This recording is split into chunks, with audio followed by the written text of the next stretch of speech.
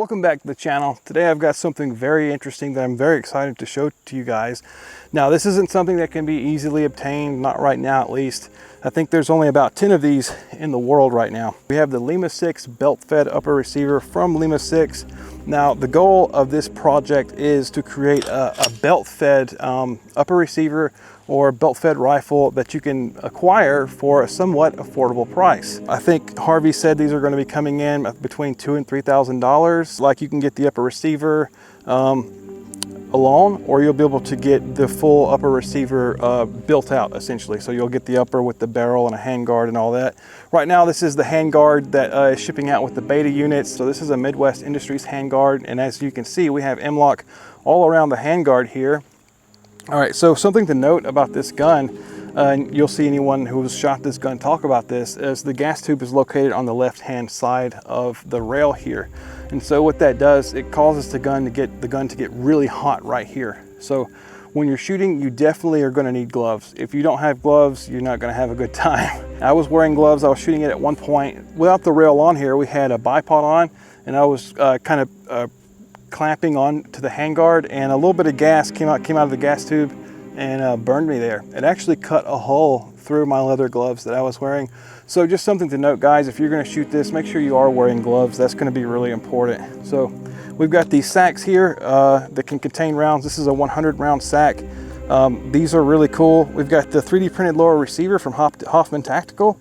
So we got him out here with us today shooting. He brought the LIMA 6 out for a little bit of testing. We're taking a look at this lower receiver that he just finished and doing a little bit more testing on the upper. We've got the Trijicon MRO. We've got a Magpul stock here. I'm not sure which one this is, but it's a Magpul stock. We've got the Hooksworks Flow 556 Ti up there.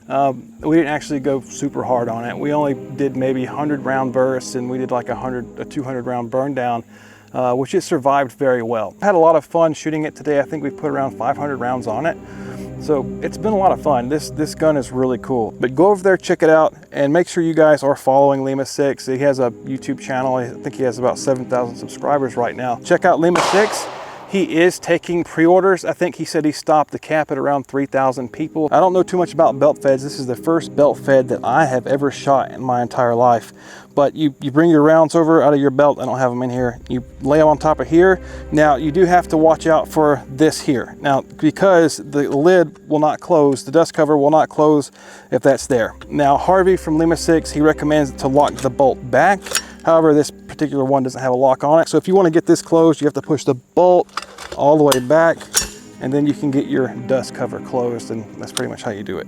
I don't know too much about this gun. I've done some research on it for a couple of weeks now. There's really a lot to talk about that I don't know. So I'm going to pass it off to Hoffman Tactical. He's out here today to help me with the technical aspects of talking about the LIMA 6. So I'm going to pass this gun back to him and let him talk about the technicals. Okay, so let me show you guys just the quick technical rundown. So this is a belt-fed upper, obviously, but the goal of the project was to try to use as many AR-15 components as possible. So one of the things that means is the gas system. So there's a standard AR-15 gas tube on here. It's on the side so that we don't have to have a gas key on top, so that the belts can come in the top and we can feed it like a conventional belt-fed. This is the same as an M249, pretty much the way it strips rounds off. So gas systems all from an AR-15.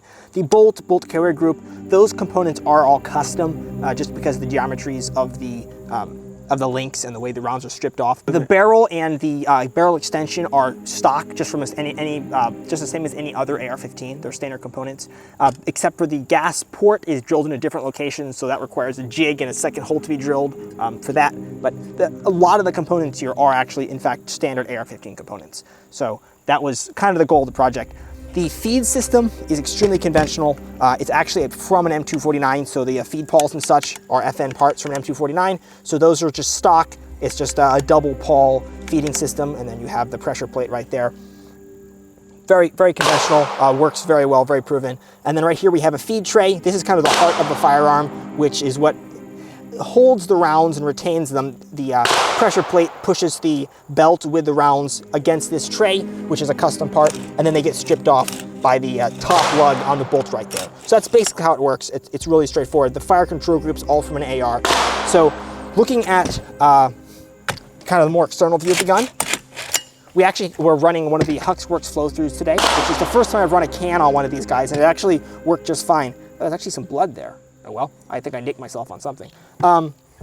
The handguard is an interesting thing. Because we have the gas tube on the side, the handguard has to be really, really big. Most handguards will interfere because they have a clearance cut on top. So there's a limited number of handguards that will work. Harvey from LIMA SIX, he's done a lot of testing with this and got a list of handguards that will and will not work. I actually like running no handguard at all, but that's something for a different video. Down here, this is the lower I've been working on. The lower receiver is extremely experimental at this point. Like, I have exposed screw threads here, obviously. It's very not refined, no grip texture. But we've been playing around with trying to find different ways of making a strong, effective 3D printable lower. Obviously, it has a dovetail for standard ammo sacks right here that dovetail into it. And it's been an interesting experiment, working quite well. I've really found it to be much more effective, I would say, having the sack this much higher compared to lower down with using a magwell adapter, because this way we have a much shorter feed path to the links and a lot less chance of getting them jammed up and stuff. Though actually both have been working, this one's been working really good. So there's not really too much to it. It's actually quite a simple system. It's just got a few interesting little subtleties that are fun to look at. And practicality-wise, it's actually simple and reliable. We had it slowed on at one point today. I think it definitely needs lubrication, and this particular unit has some internal damage due to my abuse in the past. So I think we had it slowed on at one point, had to put some oil on it, but that cleared up our problem completely. So works pretty good, and I definitely recommend looking into them further. For a belt fed, it's your lowest cost option. Thanks so much for watching today, guys. I really appreciate your support. Get down there in those comments, like and subscribe. It really helps us a lot, really helps us with the algorithm. Anyway, thank you for watching Pseudo Solutions. We will see you in the next one.